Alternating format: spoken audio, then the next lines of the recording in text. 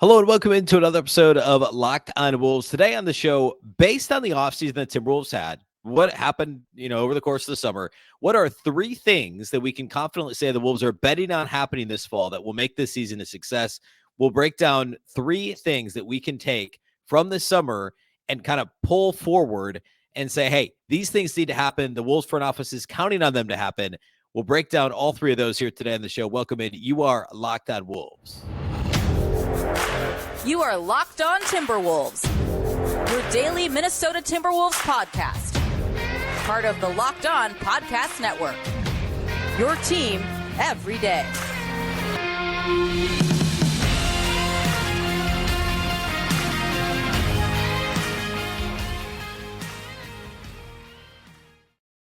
Welcome to the Locked on Wolves podcast, part of the Locked on Podcast Network, your team every day. My name is Beecken. I'm the host of Locked on Wolves. Today's episode is brought to you by our friends at Jace Medical. Empower yourself when you purchase a Jace case, providing you with a personal supply of 5 antibiotics that treat 50-plus infections. Get yours today at jacemedical.com. That's Jace, Jase medical.com. Happy Wednesday, everybody. Happy hump day. And a big thank you for making Locked on Wolves your first listen every single day. Of course, this show is free and available everywhere, including YouTube, as well as all of your favorite audio platforms, wherever you like to listen to podcasts. You can find this one. That includes the Locked on Sports Minnesota app, which can be found on both Roku and Amazon Fire TV. This show, along with all the other Minnesota Locked on shows, of course, the Vikings off to a rough start, but hey, it's football season. The Gophers are 2-1. The Twins should clinch the Central Division by the end of the week. And the Wild are going to kick off here soon, too. And, of course, we're only like, 7 days, a week out from training camp starting. So for the Timberwolves. So plenty to pay attention to in Minnesota sports. Download the Locked on Sports Minnesota app, again, Roku or Amazon Fire TV. You can also follow this show on Twitter at Locked on T-Wolves or at my account, which is at Beecken with 2 B's, 2 E's, C-K-E-N. Quick housekeeping note. We are back to daily. I did not have a Tuesday show. Had a poorly timed power outage when I was about to record Tuesday's show and wasn't able to, based on what we finally got power back, wasn't able to get that show recorded and published on Tuesday. So this week we'll have 4 episodes. We'll be daily through Friday minus Tuesday. And then next week we'll of course have 5 shows back on a regular Monday through Friday. So that's maybe the second time in 4 years that I've missed a daily show when we've been 5 days a week. So don't anticipate that happening again anytime soon. Today, I do want to cover 3 things that based on what the Wolves did this offseason, and obviously there's we could make, I'm sure the Wolves front office has a list of 10 things or whatever that they need, not that they're literally on paper, but hey, we need all these things to go right. Of course, number one is health. We need Karl-Anthony Towns for as many of the 82 games as we can have him, et cetera, et cetera, et cetera. But I'm going to, based on the offseason and the moves that did and maybe did not happen, what are 3 significant bets? 3 significant things that Timberwolves will be relying on this year. And if you're watching on YouTube, you get a preview. It's there right on the side of your screen. But I obviously want to build these out a bit further because, number one, if you're looking on YouTube, just says more threes. Well, what do I mean by that? Well, a couple things. Obviously, yes, in terms of volume, more threes need to be attempted. Chris Finch talked about this a couple weeks ago, and he appeared on JJ Redick's Old Man in the 3 podcast. He said, he really literally just said, we need to attempt more threes. Now, of course, the Wolves actually ended up last year 14th in 3-point attempt rate league-wide. They ended up 15th in attempts per game, so very middle of the pack. That's obviously not how Chris Finch and Tim Connolly and the Timberwolves front office and coaching staff want to play. They want to attempt more threes. Now, quality of three-pointers matters to an extent, right? Obviously, an open corner 3 is better than a contested, early clock 3. But it's not the old, 20 years ago, never shoot a 3. Threes in transition are a lot of times the best look you're going to get at the rim, right? Finch wants to do all of those things. Now, that's the easy answer, right? It's just simply a greater volume of 3-point attempts.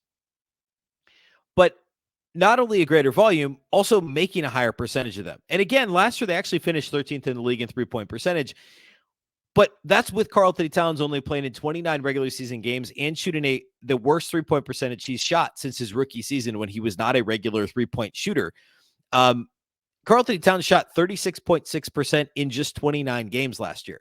He's going to play more games, hopefully, this year, and he will shoot at a higher percentage. That alone is going to boost that mark much closer to the top 10 in terms of percentage, and probably closer to the top 10 in terms of both rate and attempts per game. Now, I mean, D'Angelo Russell squeezed the trigger from deep more than Mike Conley, but the quality of his shots were not good. Were not as good, I should say, as Mike Conley. Like, D'Angelo Russell was a good catch and shoot three-point shooter. He was fine off the dribble, especially in transition.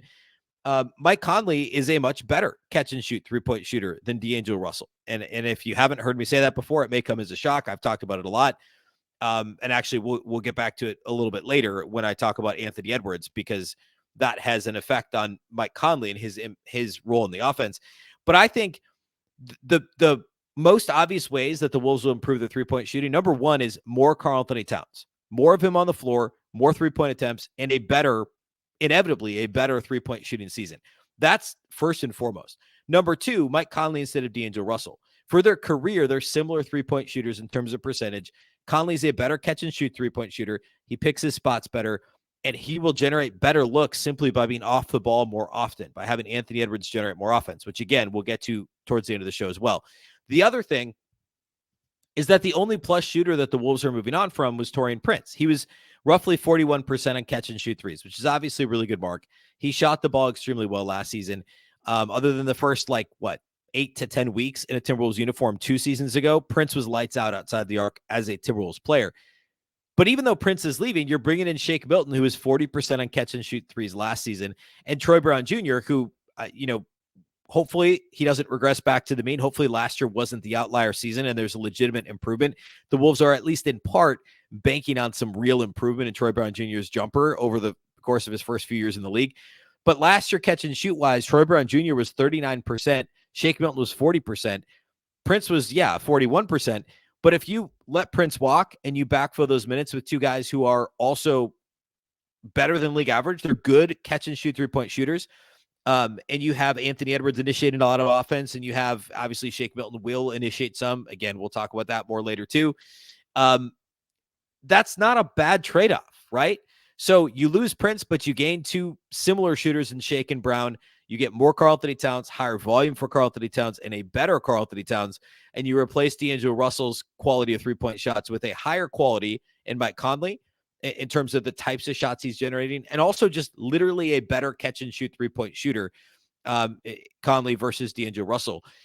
And Chris Finch said it on the Redick podcast a couple weeks ago.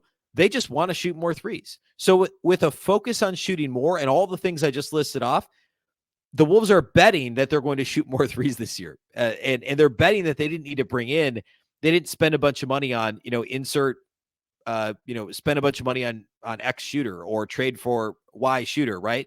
They just said, we'll make some moves on the fringes. We know we have Karl-Anthony Towns. Anthony Edwards is going to continue to improve. We have Mike Conley for a full season.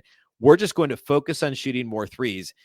They're counting on that being a big part of their offense this season. The transition offense last year was not nearly as good as it should have been for how athletic and offensively talented this team was. Those two things are closely married together. I'm not just talking about three-point opportunities within the half-court offense. I'm talking about getting out in transition and generating those open looks, having guys run to the corners. Like Nickeil Alexander-Walker is a below-average three-point shooter, but we've seen improvement there, and he's still probably an upgrade over some of the guys they trotted out over the past couple of years in terms of, in transition, getting to the rim or sprinting to the corners and knocking down catch-and-shoot threes. You're going to have Troy Brown Jr. in that role as well. You're going to have Ant if he's playing off the ball, or if he's the one with the ball in his hands, it's going to be Shake Milton running to the corners. It's going to be Karl-Anthony Towns. Generating those open looks in the open floor are going to be a big part of both increasing the volume and accuracy, the actual shooting percentage or three-point percentage when it comes to attempting long-range shots. And the Timberwolves are going to count on that as a big part of improving their offense from a bottom 7 or 8 offense last year to what's hopefully a top 10 offense once again in 23-24. All right, next I want to talk about what I'm affectionately calling, I think affectionately as long as it works, crowdsourcing the backup point guard minutes and what the Wolves are banking on when it comes to that. We'll get to that here next.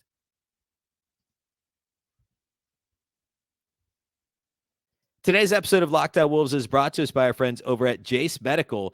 If you're not familiar, the Jace case provides 5 life-saving antibiotics for emergency use. I actually just ordered one last week, and it showed up it was like 5 days later, incredibly fast. All it takes to get a Jace case is you fill out a simple online form. And in some cases, you might jump on a quick call with one of their board certified physicians and get ongoing care from their physicians on any treatment related questions, doctor created and doctor recommended. Why, you're asking? Put simply, you don't want to get caught unprepared. We're heading into the fall and winter, the holiday travel season. I travel to see family through some pretty, sometimes gnarly, cold, snowy, icy weather. And having a Jace case is going to give me a ton of peace of mind when I'm traveling with my kids, my wife, my family. I mean, being prepared is going to give me, like I said, just peace in mind, knowing that I'm taken care of. Everyone should be empowered to care for themselves and their loved ones during the unexpected. Jace handles everything from online evaluation to licensed pharmacy, medication delivery, and ongoing consultation and care. There's just less things to worry about, right? I mean, I mentioned winter travel. There's also just shortages, pandemics. We recently went through one of those. Reliance on the supply chain. That's been a huge issue almost in every industry. And that's absolutely the case with medical too. Jace Medical is really simple. You go online, fill out a form, and you get a prescription, and you get life-saving medications right to your door. The Jace case gives you peace of mind so that you are not just hoping you have access to medication in an emergency. Jace Medical makes sure that you have the medication in hand. Save more than $360 by getting these life-saving antibiotics with Jace Medical, plus an additional $20 off by using my code LOCKEDON at checkout on jacemedical.com. Again, Jace Medical, JASE medical.com. Thanks once again for making Locked On Wolves your first listen every day. Of course, everydayers will be back tomorrow on Wednesday. Continue to keep tabs on the 15th roster spot. On Monday's show, we talked a little bit more in depth about guys the Wolves have been reported to be interested in, either players they've actually worked out or players that they've considered internally, and also these non-roster, I guess technically they're now on the roster, but the non-guaranteed Exhibit 10 contract guys, Vit Krejci, Dacian Nix, both guys signed over the weekend, really Friday through Monday, that will be in camp with the Wolves. So we'll continue to keep an eye on that, what happens with the last two-way spot, and then we'll get into some player previews here soon too. So a packed show the rest of the week, and of course into next week when training camp actually starts. So be sure to tune in again on Thursday. Today is Wednesday. All right. Continuing the conversation surrounding aspects of the offseason, the Wolves that point to something the Wolves are relying on for next year. And the other thing is one that actually has come up quite a bit recently. Part of Monday's show was talking about backup point guard options. Clearly, based on the offseason the Timberwolves put together, what they did and / didn't do in free agency and the trade market means that they're going to go with a backup point guard by committee this season, and what I call crowdsourcing the backup point guard minutes. Not literally, of course. Not any one of us will just be able to walk out there and play for the Wolves this year, but that's like they don't have a true backup point guard. Yes, Jordan McLaughlin's on the roster. He's probably between the 11th and 14th guy at this point. And I was mildly surprised based on some of the other decisions they made this offseason that they kept him. Now, we've seen Jordan McLaughlin at his best, and I do want to acknowledge that. Early last season, albeit for a couple of weeks before he had the calf injury initially, and for stretches of time in the 21-22 season, we saw Jordan McLaughlin look like one of the absolute bargain contracts in the league. And that's not a stretch at all. Now, extremely small sample, and which is the real Jordan McLaughlin? Is it that version, or is it the post-calf injury Jordan McLaughlin? Or was it simply more minutes meant he was, overexposed? And I think it's probably some combination of those things. I think McLaughlin isn't actually Tyus Jones in terms of the assistant turnover thing's fun to talk about. I don't think he's not as good as Tyus Jones. It maybe wasn't that obvious when he was in the midst of playing extremely well. I don't think he's that good. I also think he's worthy of being a backup point guard at the NBA level. And I think he can be one of the league's, better backup point guards, but the Wolves absolutely had to have contingency plans going into this season. So I actually expected them to go after a true backup point guard and either let McLaughlin go or kind of relegate him to a third point guard role. But instead, the Wolves doubled down on this no real backup point guard plan. And they brought in Shake Milton, who's a combo guard that, yes, can play point guard and has. They brought in Troy Brown Jr. They kept Nickeil Alexander-Walker. And they didn't add any veteran help at the point guard spot or even any young help, right? They didn't draft anybody. They didn't add a two-way to this point. They still have one available. But They spent their two-way on the injured Jalen Clark, the rookie, and Luka Garza. They still have the qualifying offer out to Matt Ryan for potentially the third two-way spot. But sitting here right now, the only pure point guards on this roster are Mike Conley and Jordan McLaughlin. And I don't think Jordan McLaughlin cracks the 10-man rotation for Chris Finch at the start of the season. The Timberwolves clearly are planning to use a lot of Anthony Edwards initiating their offense this year, both with the starting unit, with Mike Conley playing off the ball, and then also with the second unit. We saw a lot of times Ant may be the first sub out, midway through the first quarter and come back in to start the second quarter. And then you get essentially, call it 16 to 18 minutes of Anthony Edwards running the show in the first half of the game. And when Ant's off the floor, Conley's going to be on it for most of the time, right? So like say Conley stays on this is maybe hard to follow over audio without like looking at this visually, but like say Conley plays the first 9 minutes of the first quarter, Ant plays 6, he leaves. So Ant runs the offense essentially for the first 6 minutes, then Conley runs it for 3, then they're both off the floor. The last 3 minutes of the first quarter is probably some combination of Shake Milton or Nickeil Alexander-Walker running the offense. Second quarter, Ant's back in. He probably plays most of the rest of the quarter. So you're talking probably 6 to 10 minutes a game where you're not going to have Mike Conley or Anthony Edwards on the floor. And a good chunk of that time, you're going to have them both.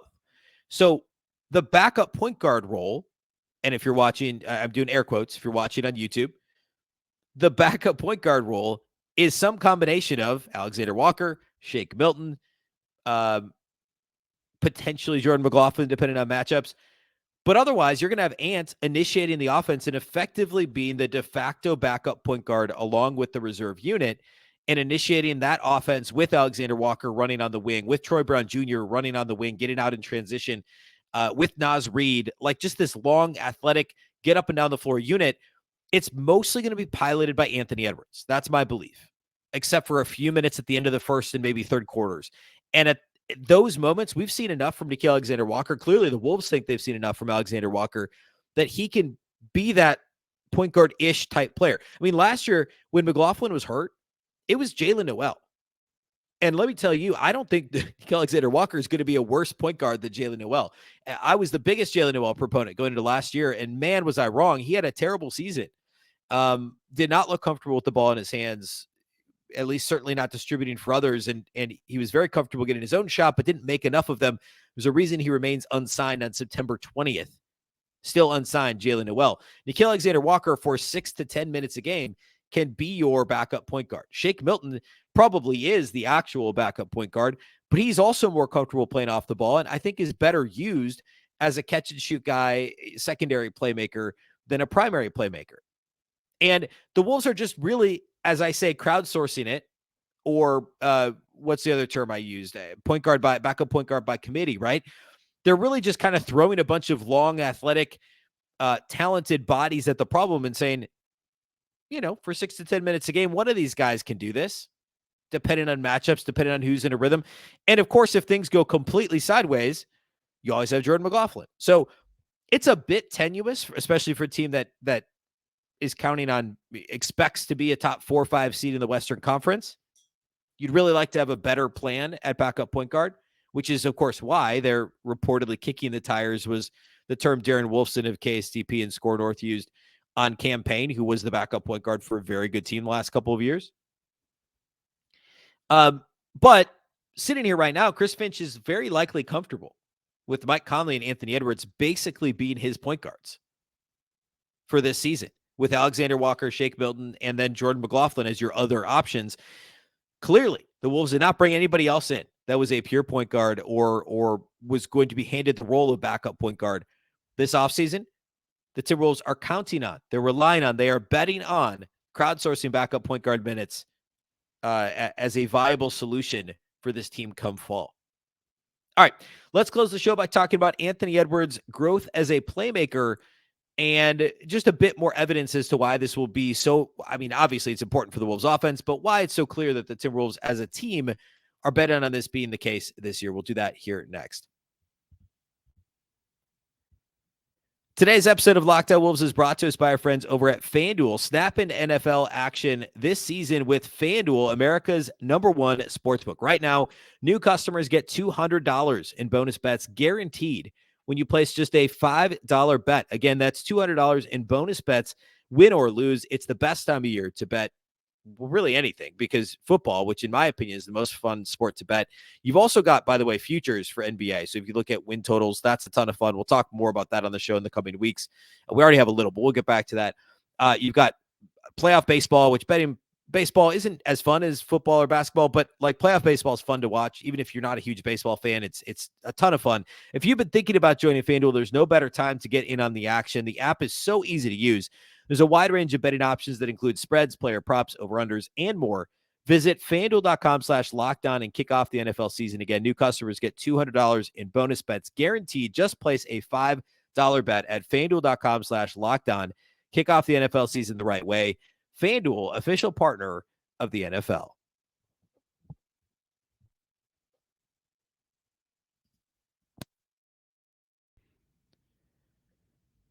All right, let's talk a little Anthony Edwards here to close the show. Obviously, the Timberwolves want the ball in Anthony Edwards' hands as much as humanly possible this year, right? I mean, Steve Kerr and Team USA said the same thing.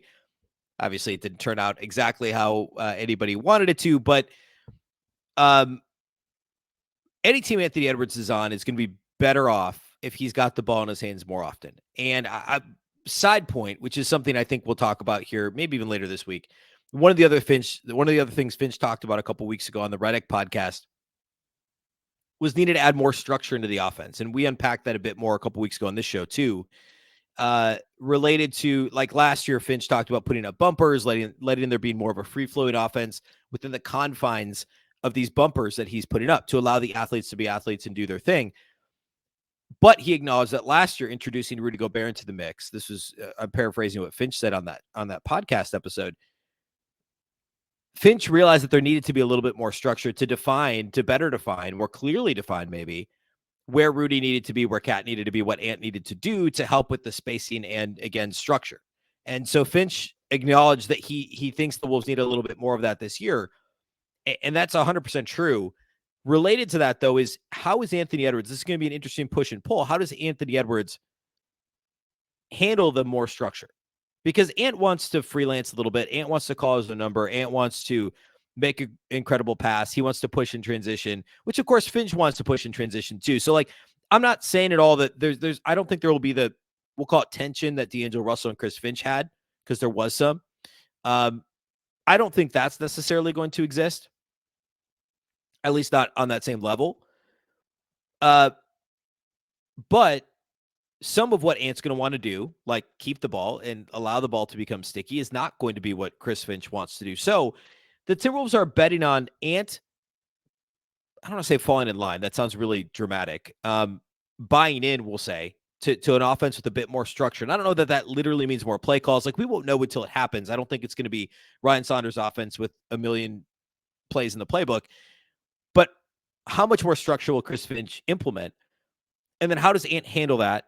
And along with that, how does he grow as a playmaker? The Timberwolves are clearly banking, and this is related to my second point that I made today. They're banking on Ant having the ball in his hands more, initiating offense, not simply coming off, playing off the ball.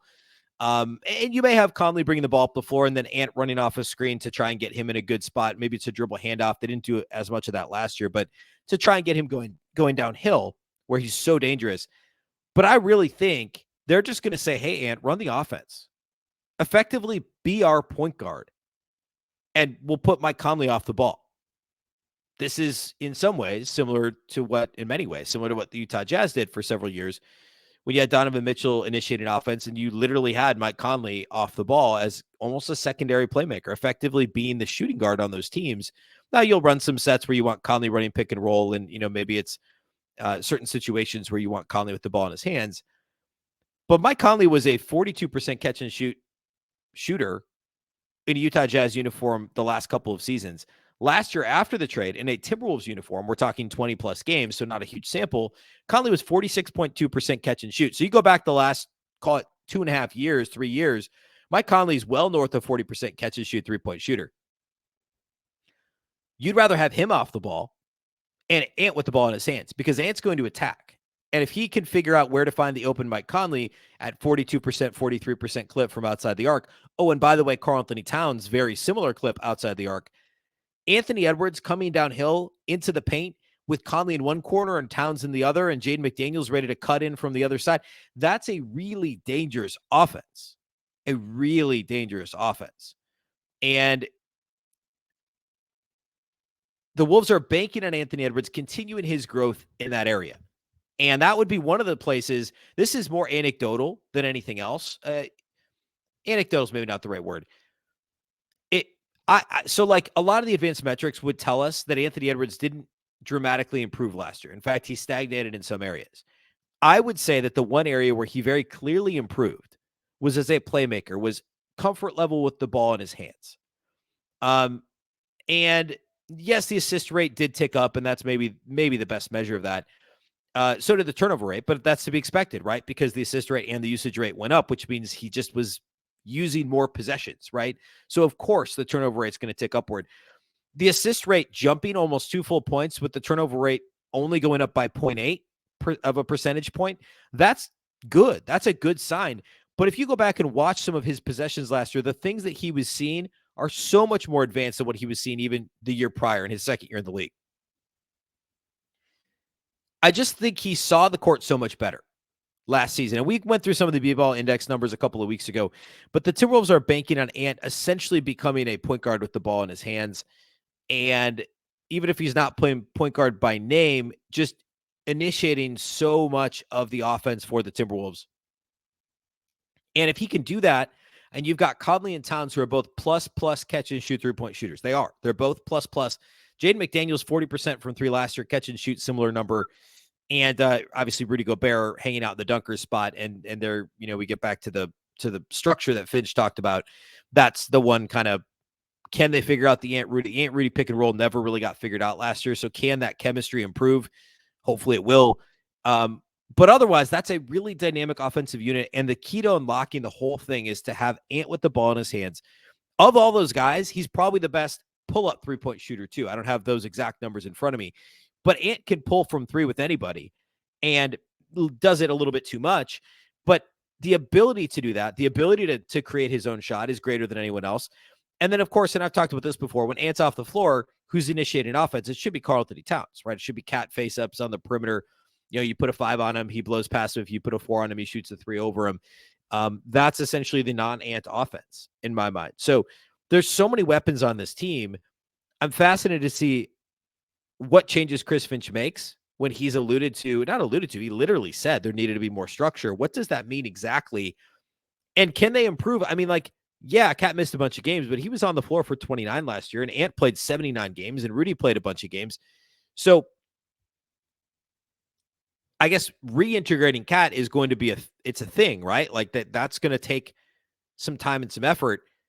But in general, this offense just didn't perform well last year. So what other tweaks will Chris Finch make? What other potentially more broad sweeping changes might he make to the offense? No matter what it is, you're relying on Anthony Edwards being dynamic with the ball in his hands and continuing to improve and buying in to what Chris Finch wants to do. And I feel good about that. I actually feel good about all the things we talked about today. Just in terms of higher volume of threes, more made threes, the crowdsourced backup point guard by committee, and Ant's playmaking improving. I think all these things are feasible. They're all clearly things the Timberwolves are banking on happening this year. All right, that's all we have for you today. As I said, we'll be back on Thursday. We'll have a full week of shows for you this week and, of course, next week as training camp kicks off middle of next week. A big thank you for making Locked On Wolves your first listen every day. Of course, this show is free and available everywhere, including YouTube, as well as all of your favorite audio platforms. Also, the Locked On Sports Minnesota app on both Roku and Amazon Fire TV. You can also follow on Twitter at Locked On T-Wolves and at Beecken with 2 B's, 2 E's, CKEN. Of course, the Locked On Wolves podcast is part of the Locked On Podcast Network. Remember, the Locked On Network is your local experts on all the biggest stories. Once again, I'm Ben Beecken. This is the Locked On Wolves podcast, and we'll catch you next time.